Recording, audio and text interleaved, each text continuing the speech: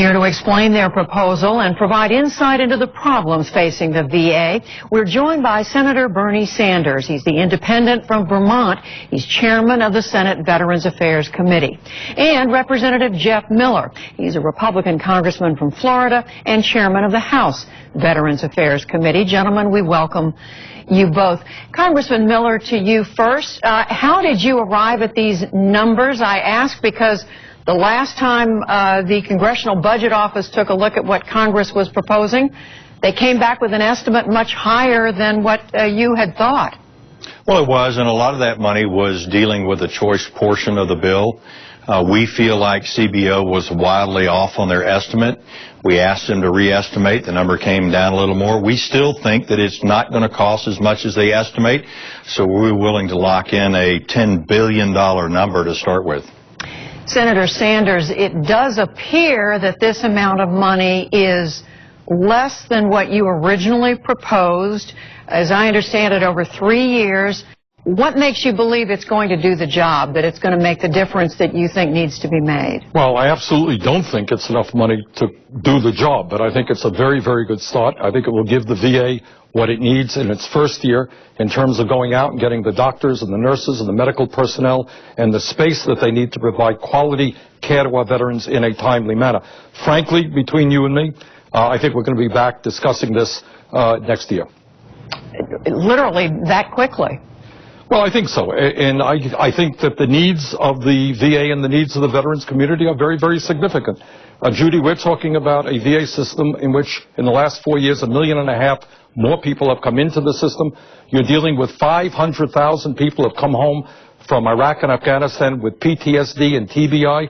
You're dealing with an older veterans population from World War II and Korea who need some, difficult medical help.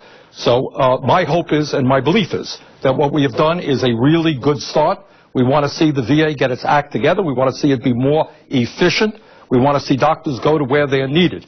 But I have the feeling in a year and a half, we're going to have to continue this discussion. Representative Miller, do you think you're going to be back at this next year, too? Well, I would expect that we may come back, but this is one of the differences between the chairman and myself. I think the choice option is critical to give the veteran an opportunity, if they choose to do so, to opt out.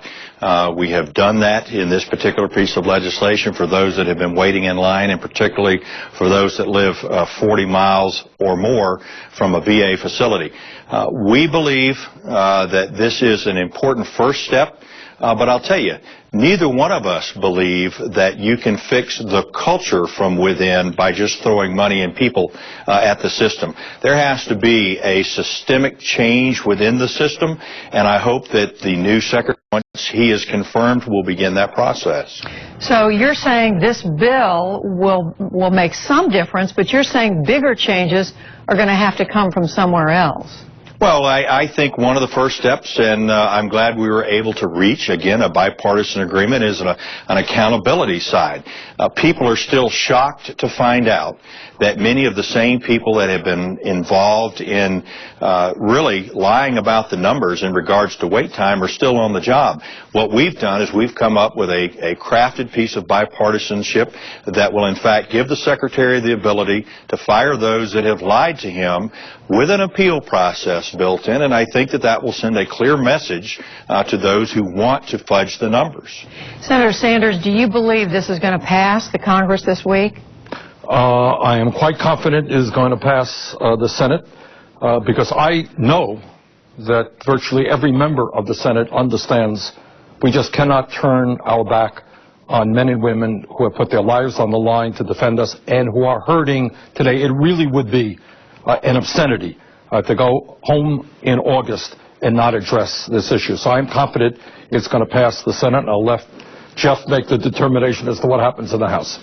Congressman Miller, what do you think about the House? I heard you say at the news conference today that your background as a salesperson is going to come in handy because you're going to have to do some education, I think is the way you put it, of some of your fellow Republicans. Well, and Judy, that particularly deals with some of the more conservative members and trying to educate them and describe how we arrived at this particular number to agree upon to bring forth in the conference committee.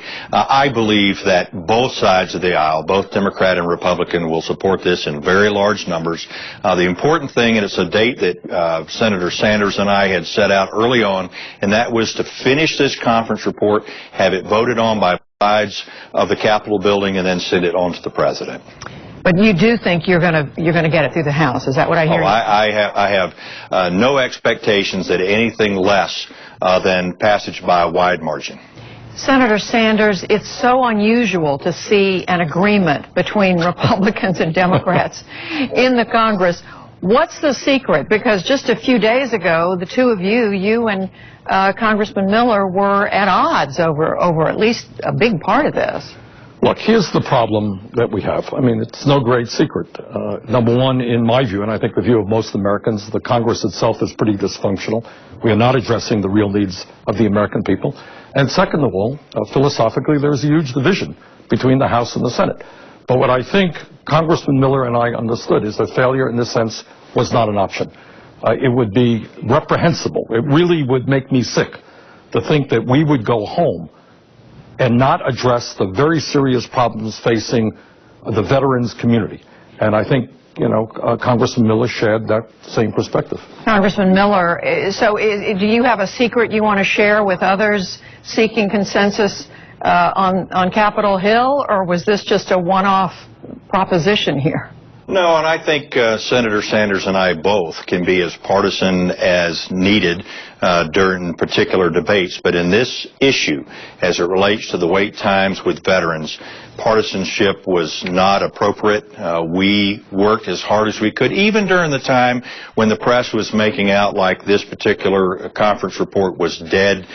We continued to talk to each other. Our staffs were negotiating back and forth. So no advice for the others in Congress seeking consensus? No, they should have such great personalities as we do. That's what it is.